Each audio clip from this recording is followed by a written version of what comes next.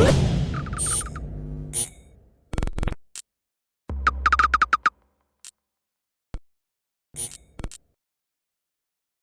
is Andy Purewal for Boxing Social in association with Betfred, and I'm delighted to be joined by the Miracle Man, Danny Jacobs, over Zoom. Danny, first and foremost, how are you doing?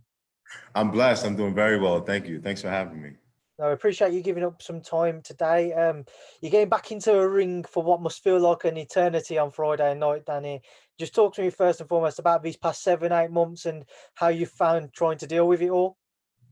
Yeah, I mean, it's been a heck of an experience as the world's been dealing with, the COVID experience. I guess our main priority is just to try to stay safe. So the first part of the COVID experience, I was just mainly indoors, not really training to the best of my ability, just kind of inside my home or, outside of my community as best I can. But now things have kind of slowed down. I've had a great 11-week camp. I'm looking forward to this next fight. Obviously, my last fight was last December, so I've been out of the ring for almost a year. I'm just really, really looking forward to getting back. I'm ready to get over this year, get into the new year, new opportunities, and the super middleweight division making my stamp. So There's something I was about to ask you about. We've touched on it, that it's been almost a year since you was last in the ring. Heading into Friday night, do you feel there will be a little bit of ring rush to shake off, or do you feel like you won't really feel it? I mean, we won't know until I actually get in there. I don't project me being rusty. I've looked great inside camp these last few weeks of me trimming down my sparring.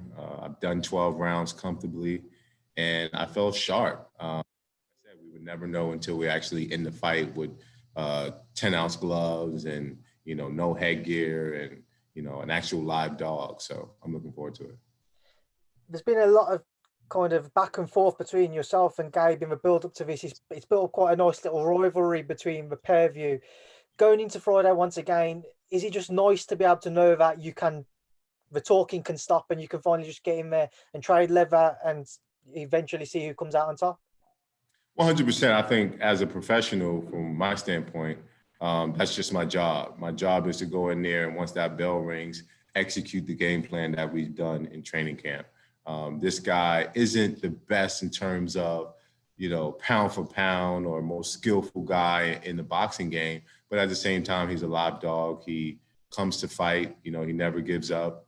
And, he has a lot of good fights under his belt, whether or not he won or lost. You have to respect the man who puts it all on the line. So I think that serves as a good fight. And coming out of this COVID experience, I feel like it's the perfect opportunity to fight an opponent such as this. You're a big favourite heading into Friday night, Danny. With that in mind, again, do you feel there is a pressure to make a statement, especially knowing when you've got the Canelo-Smith fight in December and Billy Joe Saunders, Martin Murray, two world champions at super middleweight defending their titles? No, I don't feel any pressure whatsoever. I felt like as long as I go in there and execute the things that we have executed or wanted the game plan to be to execute inside the fight, come fight night, I feel like I'll be happy with that because, this will be my third fight with my new trainer, Faris Ahmad, and it's all about the structure, the building, and the process. And this is all a part of the process until we can fully orchestrate, how we want us to be a complete fighter. So. What are you expecting from Gabe come Friday night then, Danny? How are you expecting in your own mind the fight to play out and Gabe to approach it?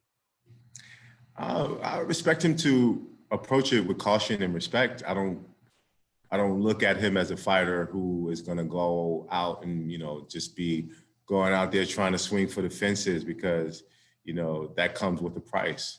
And I think he's smart enough, even though, he's not the smartest guy, he's smart enough to know how not to go in there because if he goes in there with that mentality, it's going to be over soon. But at the same time, I'm just looking forward to a good competitive fight. So.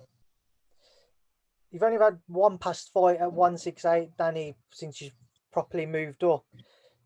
With that in mind, do you feel that this past 8 or 9 months, it has probably worked out slightly better for you, just being able to give you that time to really adjust to the weight, work out how to get down or get up to it without needing to maybe stress and what have you? I agree. I think it's been perfect. So sometimes when fighters such as myself who have tough fights back to back to back to back to back, it's necessary that you're actually sat down, because if it was up to the fighter, a fighter would continuously go and go and go. And sometimes we don't know how important rest is. And so the fact that we were forced into this position, I think it was a good thing. I mean, I would have fought a little bit earlier, maybe, September-ish or, but at the same time, it's nothing that I can do about that. So the rest for me was critical. And I'm looking forward to seeing how I can implement it inside the actual fight and look fresh and revived at this new weight class.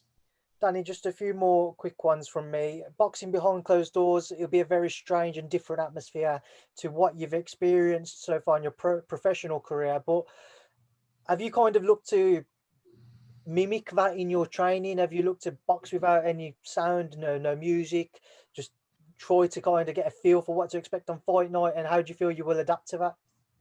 I mean, I feel like I've already adapted to it, because when we're in the gym, and we're sparring, it's nothing different from this experience now. There's no crowd when you're in the gym. There's no fans. There's no people really screaming other than your trainer. So for me, this is like a real sparring session. And so I'm taking it as a serious fight, but at the same time, the atmosphere screams that this is not the traditional boxing setup. And so the fact that I'm used to it from just being in the gym or having guys from other places or other states come to my gym, and then there's an actual, competition that goes off that I've been used to. Shout out to Star City Boxing, who, raised me and gave me my platform to be able to experience those things. But at the same time, I don't feel like it'll be harmful to me. If anything, it'll be clearer for me to understand my trainer. It'll be clearer for me to understand the objective and to hear it and react quickly.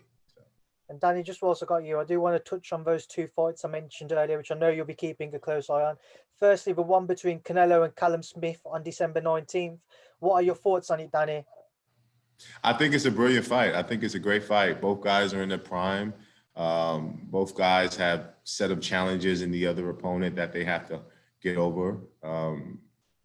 But like I said, always, boxing, anything can happen. So there's a possibility of an upset, and there's a possibility of Canelo being the victor. But I really just want to sit back and, as a boxing fan, just look at a great fight. So may the best man win.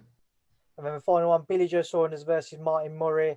That fight had been agreed a couple of years ago twice and was cancelled for different reasons. Going into this one, Billy Joe, a huge favourite, but again, just your thoughts on it, Danny. Well, this is my first time even knowing that they were fighting. I didn't even know. So they fight next week. Really? Wow, yeah. I didn't know that. May the best man win on that one too. I project, I can't even project, because Martin Murray is always going to be a live dog. Much respect to Martin Murray. He's always a gentleman, and, he gives his all. Whether or not people think about his skills, I think that, he's a top contender. And on a bad night, which we've seen Billy Joe Saunders have several times, he can get upsetted. So we'll just have to see how that fight pans out. All right, Danny, I'm going to leave a final word to yourself. For everybody who won't unfortunately be able to be there on Friday night, what would you like to say to them who will be tuning in back home? Well, I mean, it's unfortunate everybody is home during this COVID experience that we're going through, but I just advise everyone just to take the proper precautions. Obviously, health is our main priority. And as an athlete, we still want to entertain you guys. So be with you guys, but be home with your family. And all the boxing peers, all the boxing public, I love and support. I appreciate all the actual ones who's tuning into this fight, because it's going to be a great fight. But at the same time, health is important. We need to take this COVID very, very seriously. So please follow proper precautions and make sure that you and your family are well. Danny, it's brilliantly put. I'll leave you now to enjoy the rest of your evening, evening over here, midday over there. Thank you for your time and best of luck on Friday. Thank you, Danny. I appreciate that. Thank you very much.